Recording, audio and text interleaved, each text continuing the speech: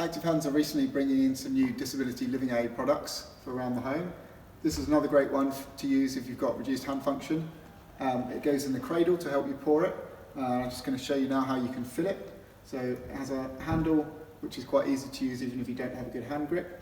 You can slide your hand in there and you can fill it quite easily in the sink this way. Or alternatively, if you're struggling with that and lifting a heavy kettle, even though it is a lightweight one, you could keep it in the holder and fill it with the jug.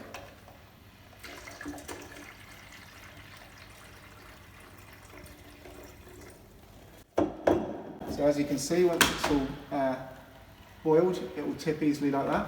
And now we'll come back to it in a second once it's boiled. Right, that's just finished boiling. So now I'll show you how easy it is to pour.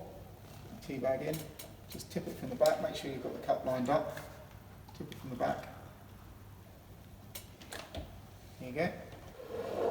Very easy to do. Now we've made our tea with our easy to pour kettle.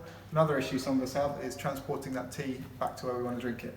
So we do have an option called a spill knot, which will carry 1 cup of tea.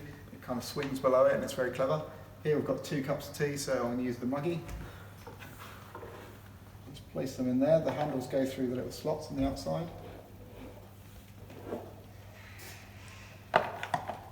There, you've got it nice and safe on your lap. There's a little lip there, so if any tea does spill out, it's not going to go on your lap.